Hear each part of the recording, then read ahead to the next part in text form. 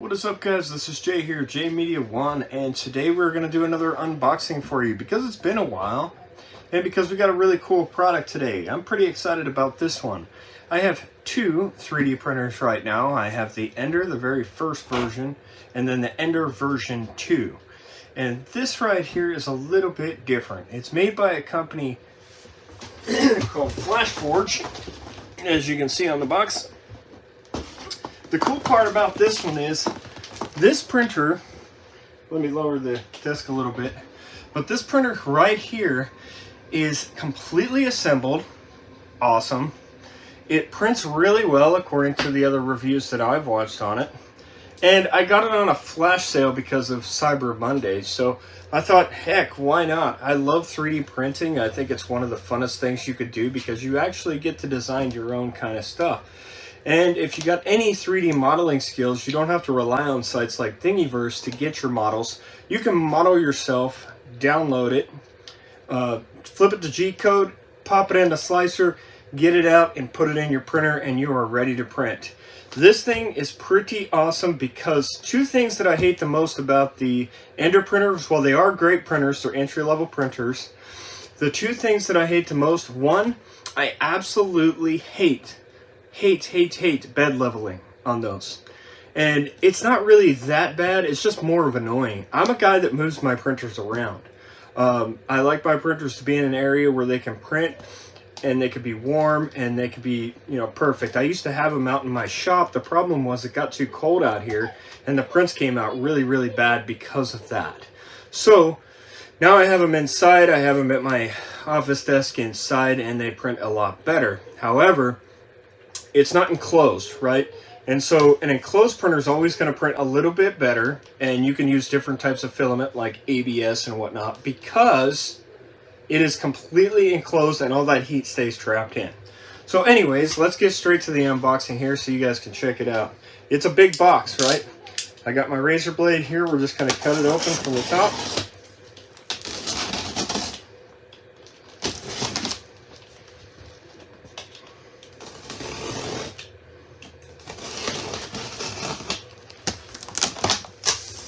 The cool thing is, and why this thing is so big, is because, like I said, it's completely put together. If you have never put a printer together before, you know that there's some tweaking involved with a printer. This one doesn't really have any. It does have a power cord right here, so we got that, and that's very nice. We got some starter filament, and it comes in this nice red color. Now, PLA does matter. I've got some really cheap PLA. Prints like crap. You have to really look for decent PLA out there, and there's a bunch of different companies. Typically local companies I've found have the best PLA. So you have your after sales service, and we only have a couple tools here because it doesn't really require a whole lot. It does come with a tube of lube.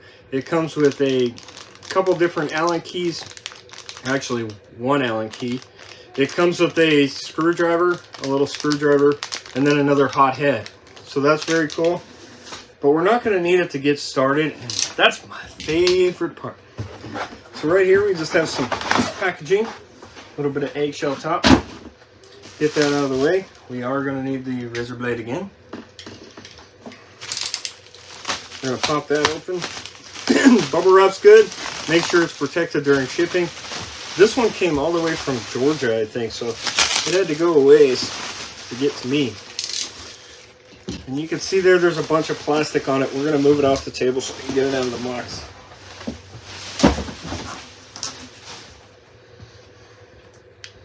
There she is in all her wonderful glory. So you can see how nice she looks. We can now raise the table back up so I can get a couple better shots on some of my other cameras here for you guys. And yes, it does come with a lot of plastic on it. That is a good thing. We want it to be covered. We want it to be protected during shipping. It has some interesting features.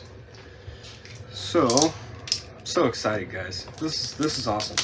Not to have the bed level. This thing's got auto bed leveling. Now, you do have to level the bed a little bit. I should be a little clear about that. But you don't have any of those knobs underneath there that have to be just right. Trust me when I say, if those knobs aren't perfect, your print is either going to not stick to the bed or it's not going to come out as good as it should have. I spend anywhere between 10 to 15 minutes leveling my bed every single time I print, because there was one time I moved my printer and I didn't re-level the bed, and I could not get the PLA to stick to that bed for nothing. Literally nothing. Everything inside of me trying to get it leveled, trying to get it to stick. What it was the bed wasn't level. And if the bed's not leveled, then the extruder head can't come all the way down and start the print in the right spot. So we got a lot of tape on here we're just trying to get off so we can get to the access point. Lots and lots and lots of tape. Lots of plastic. So we're going to flip it around here so you guys can see. You don't need to see me. You need to see this. So here we have the printer itself. We'll raise the platform just a bit. And you're going to notice that there, right here is a door. There's some plastic on the door, a little bag to cover it. It does have some magnets down here to help it stick.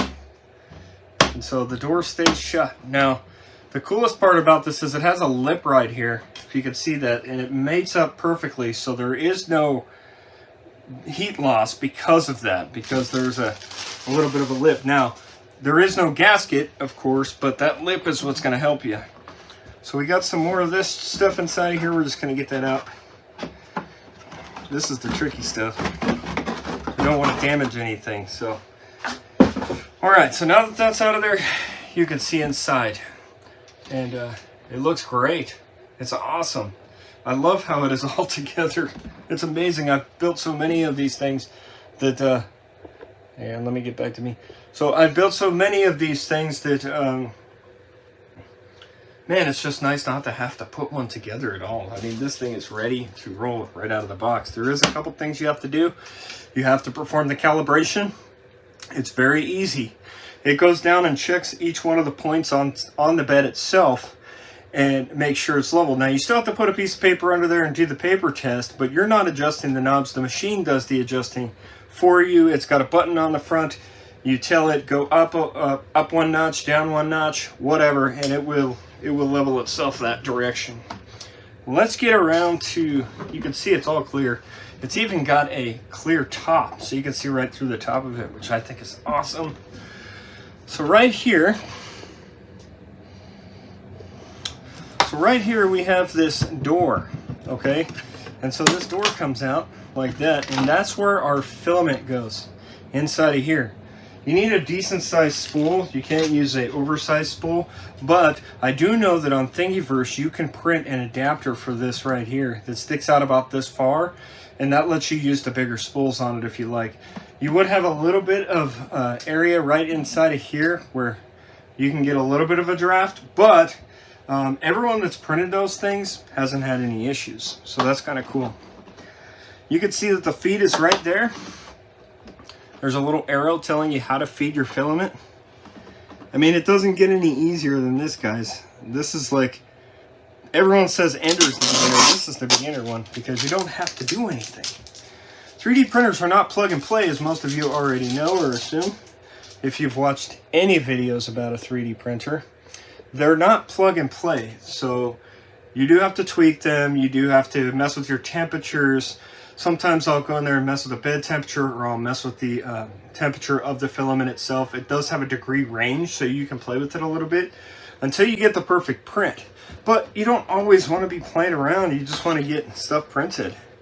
And I've been able to print some wonderful things with my Ender. Don't get me wrong. I do not dislike it.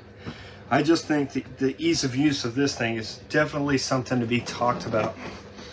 Flip back over here.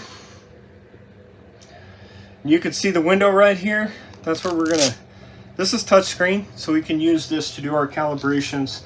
We can use that to do our prints. We could tell it to start printing from there and all that fun stuff. This is the overall view, so side window. Now there's a cool thing to note here. If you look at the side window, if you look really, really close, and I'm probably going to have to open the door for you to see. So we're gonna open the door. And if you look right here, see where my finger's at? That's a camera. That is a cool feature. because it lets you see inside of the printer what's happening. Now, necessary? Not really. You can do all kinds of cool stuff with these. So with the Ender, what I specifically do, is I have a laptop, okay? Let me just show you a little bit of what I do here. So this is the Creality slicer. I plug this laptop in. I have this USB cable. I plug this into my USB on my laptop, and I then plug it into the Ender printer, and from there I can print directly from the slicer to. I could send the print directly from the slicer to the printer, and I find that very cool, to be honest with you. It's a super neat feature. Now, the door is just so cool. I mean, this thing is just so cool how they build this thing. There's a couple other companies coming out with similar printers like this, but I've heard nothing but good. So the bed moves here, and you can see that it's got this nice surface. No knobs, my favorite part. If you see here, there's these little clips, and that's what holds the bed in. Now the bed on this one is flexible, and what does that mean to you? Well, you can pull your prints off. So sometimes my prints get super stuck, and they're hard to get off of the bed. With this one, you pull the bed off, and then you peel your print. You can just bend the bed, and the print's gonna pop right out of there. So that's awesome. FLASHFORGE on the front, of course. Got to rep the brand, and then you got the display here. So before we plug it in, there's a couple other features that we haven't touched on. This thing also has a Ethernet port. Let's just leave the cord there for now. So on the back side here, down at the very bottom, you could see a Ethernet port. And so that Ethernet port is going to allow you to hardline plug into this thing. You can use Cat 5, go straight to it, Cat 6, Cat 7, whatever the heck you have these days. They keep upgrading. So you have that, right? Now, if we rotate it again, you can see that there's a USB-A right here as well. Awesome. So we have several different IOs or outputs that we can use. Inputs, outputs we can use to get this thing rolling. The printer's awesome so far. It's made its mark. Now, do we want to install the filament? I'm not sure if I want to use this starter filament. Why? Because if you look right there, there's only probably maybe 5-6 prints out of this thing. Depending on what you're printing, of course. I've printed some very large things. I like to go up. So I purposely scale my models so that they can print up, because you seem to have more room that way. It depends on the size. This bed is kind of small. They make a mini version of this. Couldn't even imagine how small the bed is on this one or that one, but this one's a little bit smaller than the Ender. The Ender's got 300 by 150, I believe. So this one looks a little bit smaller for sure. But that's okay, because a lot of stuff that we print, like I said, I purposely scaled them up, and I've got good at it over the years. The good part about getting an entry-level printer that doesn't cost a ton of money is that you get to hone your skills in, because it is a hobby, or maybe not even a hobby, maybe you do this for your job, but it is something that you have to be skilled to use. You can't just plug it in like a normal printer, although this one is probably, ease of use wise, the easiest one to get started printing on. So I'm not sure I want to use that spool. I have about 25 spools inside of the house, different colors, different types. You can use all kinds of different things inside of this. I generally typically stick to PLA just because it does a really good job. And I don't really see much use case for my situation to use anything else. If I know that a filament's going to work, I don't like to change things that aren't broke. So we just plug in down here. This is about the same size as a normal power cable for a monitor. And let's read the warnings just in case I can't turn this thing on with no filament in it. It doesn't appear that that's the issue. You know what, maybe we'll just spool it up. because it doesn't look hard. So the coolest thing is, so far I haven't had to read any of the instructions. So it says open the filament cover by pulling out the cover handle. We've done that. 2, put the filament in the box and make sure that the direction of the filament is the same with the pitcher. So you can see here, there's little arrows. They tell you go this way. Okay, wheelie wheelie goes round and roundy. Now, sorry guys, a little excited about this one. Now we're going to use this because who cares, right? I'll print some cool things with it. I kind of like the red color. It's like almost like a little bit of a transparent look to it. I got some silica and then no. So the cool thing about this is, I didn't get that. Could you try again? Siri's going off on me. Shut up. Okay. So comes with silica. It comes sealed because you don't want this PLA. I've actually let PLA sit out, the bad kind, the cheap kind.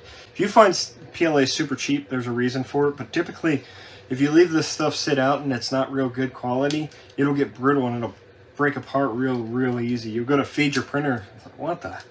It's breaking all over on me. So that can happen. Ender comes with these guys, little snips. You want to cut this at about a 45-degree angle, so we're going to try to do our best here. And then we're going to load it just like it says to load it. So it wants us to start underneath, feed it up through. Now on the enders, you have a little clip on top that's spring-loaded. You squeeze it and you can feed this all the way through to the extruder. You kind of preheat the front of it. You can see it come out a little bit. You know that you made it all the way to the end. But in this case, it doesn't seem to. It says the yellow tag part is the filament intake. Insert the filament into the intake. Push the filament into the filament feeding roller until certain resistance is sensed. Okay. Well, I got past some certain resistance, so let's keep going. You can see that the wheels inside of there. Let me go down so you guys can see. There.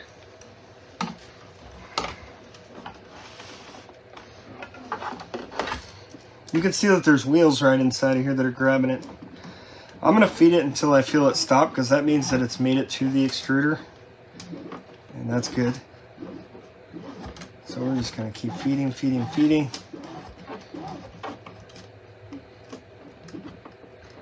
There it feels like it's stopped, okay? So I think we're good. Now if you look on the inside, you can see that it's... You can see that that whitish hose is now turned red, which means that it's fed through there. So we're good. So now I want to kind of spool this up the best that I can. Just going to stick it on the spool holder there. The rest of it doesn't say much. The last step is actually purely Chinese, so that's not going to help me. I don't speak Chinese. I don't know if this goes back on. It doesn't appear that it does. It's just going to hang out. So we're going to take the door. We're going to pop it in there. This is the first time I've ever seen this, so even though I've used a lot of these, I've never used two things. Okay, so let's be clear. First thing, I've never used this specific model. Second of all, I've never used an enclosed 3D printer ever. So this is brand new to me too, but geez, this thing is cool. I'm excited, guys. Okay, so now that we got it there, I got it plugged in. I'm gonna flip the switch. I feel good at least knowing that the filament is spooled up in case we need it to be for some reason. It's turning on. Let you see. Oh yeah. So it's coming on. It says the Adventurer 3 Pro. I did opt for the Pro just because it wasn't much more money to go the Pro route. Playing some cool music. Loading. Usually I always have a piece of paper around, but I just got done moving my stinking printers inside of the house. Literally. Sometimes I think it's funny that they don't include one. They know you have to use it. So we might be able to use this after sales service guide. Basically, the entire point, let's go here. Okay, so the entire point basically behind the paper is that you're making sure that your screw, one, your tip doesn't touch the bed because that could hurt it. Two, you want to make sure that this has just a little bit of drag, little bit. And then you move it to the next corner, a little bit of drag, next corner, a little bit of drag, next corner, a little bit of drag. Over time, I've got really good at leveling the beds because you do it so much, you get to feel just, those knobs just gotta. Now, annoyingly enough, the knobs don't lock. So if you accidentally walk over there, like today I was pulling a print off of the bed and I tapped the knob, flipped it down, which actually lowered that side. Damn it, now I gotta freaking level the entire bed again. So I gotta back all the way through the process. Typically you unscrew them all, bring it back all back up, put it in the home position, disable your steppers, move the head around, make sure that it's just dragging. Do it again, do it again, do it again, do it again. Because you got to do it about five times. You got to remember, it's on a bed like this. So the front affects the back affects the side. They all affect each other. This one's auto bed leveling. We shouldn't have that problem. So it says, before using the first time, calibrate the extruder first. Okay. I don't know what this entails. So we're going to learn together. It says it's pre-adjusting, so we're going to wait. Whatever that means. This is the first time I'm seeing it, so like I said, we're going to do it together. While it does that, we'll take a look at what's inside of the bag here. So this is our extra hot head, right? So if you look there it is. You can see the tip. That's cool that it comes with one. I mean, how awesome is that? 0.4 to 265. That's what that says. I'll let you see. Right there, okay? And then we have our satchel of tube lube. And then we have one Allen key. I kind of like these rounded ones. They let you get angled into where you need to go better. This is a regular screwdriver. Phillips in America. This here says beware of sharp needle. So I'm guessing this is if you run into some trouble, you can shove it through the thing.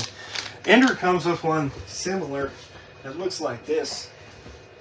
So this is the Ender version. Little spring, so you can clean stuff out. But Ender comes with a lot more parts, a lot more stuff to do. I'm telling you, first time you ever set one up, it's probably going to take you 2 or 3 hours. Okay, so it says click the arrow to adjust the nozzle so that it just touches the platform. So this is where we're going to do some adjustments. So, I always like to use this bad boy. Because why? How can you tell? Like, you can't tell that it's just touching the platform without a piece of paper. So there's no resistance right there. When you hit the down button once, you don't want to go crazy. Just ease into it. Still not moving. And I'm wondering, yeah, it's in there. I was actually wondering if the tip of the extruder was in there because sometimes they don't, like Ender's, I believe you have to put the tip on. I don't remember. Don't quote me. Okay, down one more. We're still not there. Not enough yet, boys. We're going to go down one more. I don't want to go crazy. I don't, because it'll just smash it into the platform and ruin it. This thing's brand new. You can feel it adjusting, but it's, I mean, we're going at a 1/10 at a time. Ah! It just grabbed like a beast. Let's go back, let's go back. We just grabbed the living shit out of it. So we got to be a little bit patient because it does take a little time. I think 0.9 is our, maybe 1. It's grabbing it pretty good right there. Let's go with 1. All right, next. Do you want to continue and complete the auto calibration? Of course. So it's pre-adjusting. Oh, thank the Lord, baby Jesus, auto calibration. I'm telling you, this is a godsend, having this ability to do this. There's other printers that can do this, but they are extremely, insanely expensive. This one really isn't. Click the arrow to adjust the nozzle so that it just touches the platform. So now we're gonna kind of do it everywhere, all four corners. If you look at this, hang on. Look how high that is. That sucker's way up there. What the heck's going on here? Getting a little freaked, but we're gonna keep it up. We're gonna keep it up. We're gonna figure this thing out. It's all the way at 3, so I can see it inching. The last one was at 1.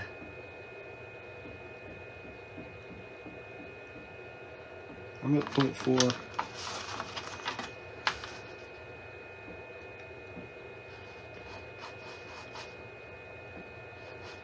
Holy shit, we're at 0. -1. -2. -3. See how I'm wiggling the paper? Just give it a little wiggle. That's how you know if it's touching. You can't feel it with your fingertip. It's too much. There's nothing in between it. You think about how thin a piece of paper is. We're going by the 10th here. -1. 1, 2, it just grabbed real hard. Let's go back up to 1, 1. Let's go to 1. So you don't want it to be too far. That's the. Honestly, it's worse to me if it's too far than if it's just a tad too close. Why? Because if it gets too far away, and I promise you this will happen. Maybe not necessarily in this one, but the PLA will not stick to the damn bed, and it's got to go in a circle. Usually you're building a raft, or maybe you're just doing an outside layer, but either way you have to build a layer first before it starts to print. And a lot of times if you're doing a raft or just an outside layer, I forget what they call that one. I usually build a raft, but anyways, when you do that, it's going in and then it's just kind of circling around the corners, and it pulls the PLA back towards the middle. And then you're like, yep, abort print. Abort print. We're back at it again. I'm telling you, the bed leveling is the most amazing thing in the world.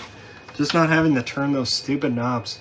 I'd rather do this 100 times over than have to turn knobs. We're going to get through this process.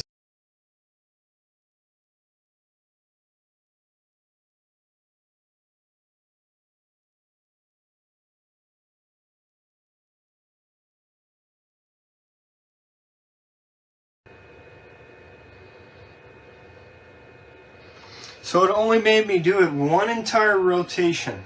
One. I can't tell you the time that I've ever done just a one rotation on a 3D printer to level the bed. Usually you do it at least 10 times.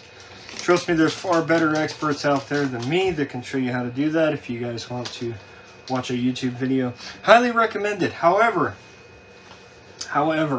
with this thing, you do not need to watch a YouTube video. It's already rocking and it's already rolling. The weird part is I didn't see a... usually Ender sends you a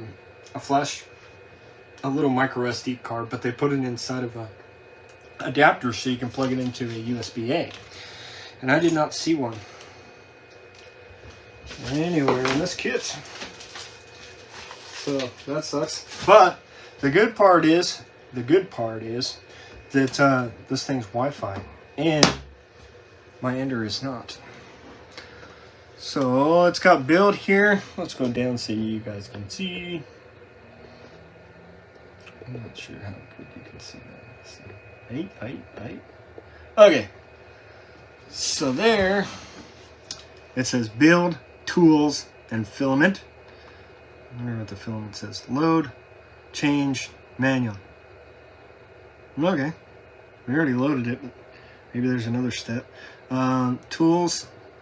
So network, we're going to want to hook this up to Wi-Fi, because I think you can print from the cloud, which is very cool.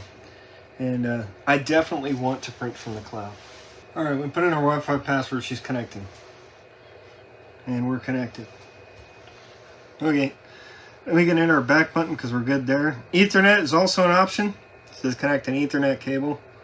We're not going to do that because I used to have an Ethernet cable in the house. Used to do some gaming with it, but I got rid of it. I got, you know, Wi-Fi 6 now is so fast it doesn't really matter. There's a little hotspot, so you can set up a hotspot. That's kind of cool. And then you got the cloud. So I'm guessing you have to connect to their cloud network. There's preheat, network, and settings. Inside settings, it's got a little status button. Shows you the bed temperature, the extruder temperature, and the load, which is cool. Language, calibration, which we've already done, and homing. We're just going to send this thing home. Typically, before you start a print, you want it to be home. That's it. So the homing location on this thing is interesting. It's way up there. Typically on an ender, your homing is down in the corner, right close to the bed, right in the front. So it's just different. It doesn't mean anything. I'm gonna go back to the beginning. Let's go to build.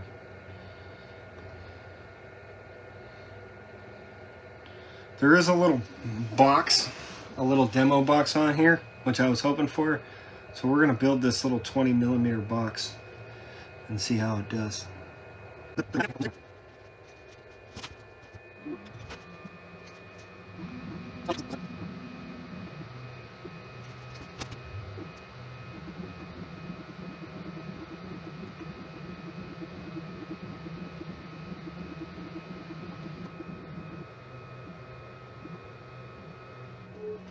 It's done.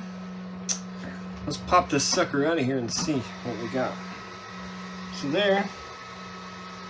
See how it's sticky?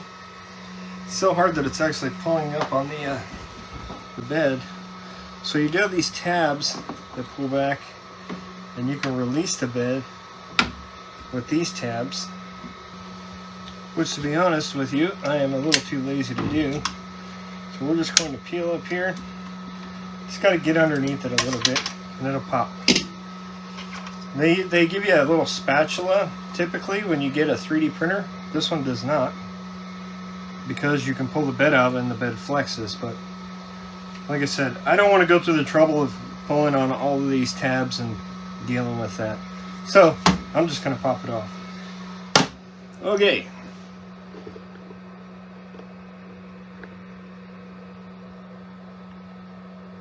Now that I got it off of there, this is what it looks like. Very cool. And it did build it with a raft. That's this area right here around it. So this should pry off pretty decently. And it does. And then we have our cube. And you can see how nice this thing looks. Like I said, high quality PLA does help. And this seems to be. And I like the color of it. But it did a great job. I mean, look at that thing. There's hardly any, well, a little bit right there.